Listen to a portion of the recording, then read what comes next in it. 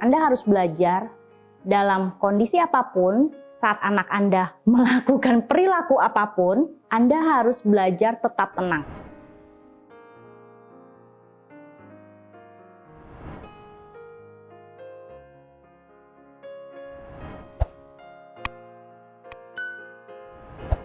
Jadi prakteknya seperti apa sih memperlambat tempo atau slowing down ya Bapak dan Ibu?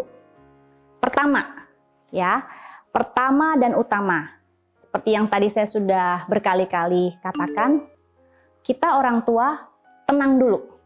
Tenang dan pastikan emosi kita terkontrol dan pastikan kita tidak cemas saat kita sedang berhadapan dengan anak kita. Ingat, kepanikan ataupun ketenangan kita akan menular pada anak kita. Jadi entah kita lagi tenang atau entah kita lagi panik, anak kita akan tertular, akan mengikuti kondisi emosi kita. Kedua, jangan terpancing perilaku anak Anda yang Anda anggap perilakunya negatif. Misalnya, kalau anak kita ini ada gerakan berulang atau flapping, atau dia suka mengeluarkan suara-suara yang buat Anda tuh sangat mengganggu ya pada anak-anak autis. Itu mereka kadang-kadang mengeluarkan kata-kata atau suara yang buat Anda itu, aduh, pas Anda denger tuh langsung Anda tuh emosi gitu loh. Karena Anda menganggap, aduh ini anak saya nggak normal nih gitu, mengeluarkan suara-suara seperti itu. Atau saat dia lagi flapping gitu, Anda menganggap, ini kenapa sih kok jadi kayak anak yang aneh begini gitu. Akhirnya Anda jadi stop, diam, duduk gitu ya. Stop tangannya. Nah itu namanya Anda itu terpancing. Anda reaktif. Anak Anda marah-marah, terus emosi untuk supaya mendapatkan keinginannya. Terus Anda terpancing. Anda ikutan emosi. Itu namanya Anda reaktif. Artinya Anda belum slow down. Anda harus belajar dalam kondisi apapun, saat anak Anda melakukan perilaku apapun, Anda harus belajar tetap tenang. Jangan terpancing, jangan emosi. Saya tahu ini sulit, tapi kita harus belajar. Kemudian ketiga, bertindaklah peka dan penuh pertimbangan. Jadi kalau melatih anak itu, kita jangan gasrak-gusruk, buru-buru. Yang penting saya latih gitu loh. Baca, atau ini huruf apa gitu ya. Kita nggak lihat anak kita lagi seneng, anak kita lagi sebel, anak kita lagi mungkin kepanasan, atau mungkin dia lagi belum selesai melakukan kegiatan yang lain. Jangan, peka dan penuh pertimbangan di sini maksudnya kalau saya latih dengan cara begini, kira-kira dia nangkep nggak ya? Itu namanya penuh pertimbangan.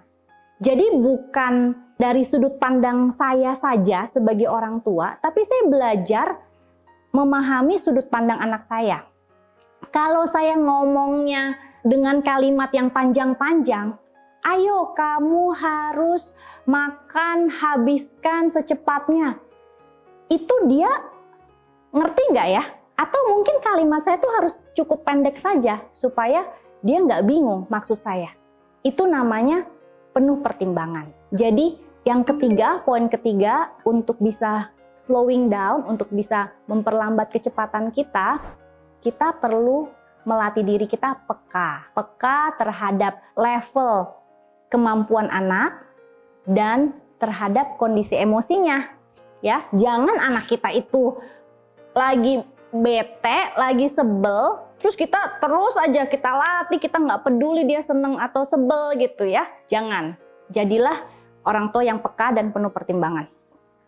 Poin yang keempat, bila diperlukan, berikan jeda atau pause setiap kali Anda bicara atau berkomunikasi dengan anak Anda, supaya mereka ada waktu untuk memproses informasi, terutama pada anak-anak yang mengalami kondisi perkembangan tertentu ya.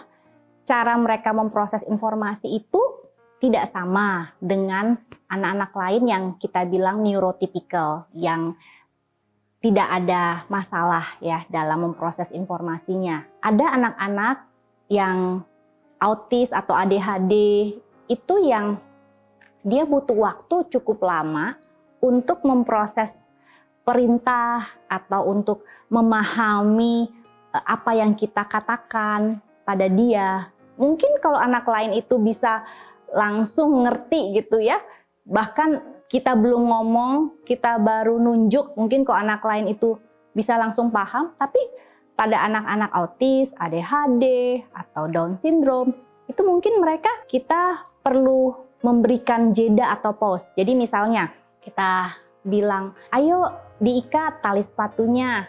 Mungkin kita nggak sabaran ya, pengennya dia cepat-cepat mengerjakan. Tapi pada anak-anak yang memang ada kondisi perkembangan tertentu, mungkin setelah Anda bicara itu Anda harus diem cukup lama. Mungkin 5 detik, 10 detik, ya 30 detik.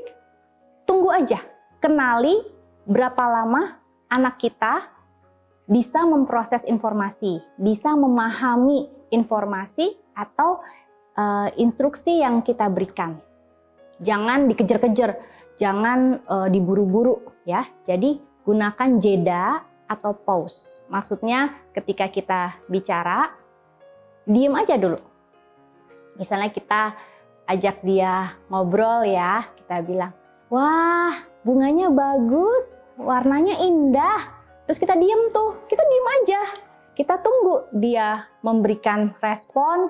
Mungkin kalau anak lain bisa, oh iya ya Ma, bagus ya. Tapi kalau pada anak kita yang ada kondisi perkembangan tertentu, mungkin mereka masih belum tahu cara meresponnya atau mereka butuh waktu lebih lama untuk finding the right words atau finding how to respond, bagaimana merespon dan memberikan jawaban yang tepat gitu ya.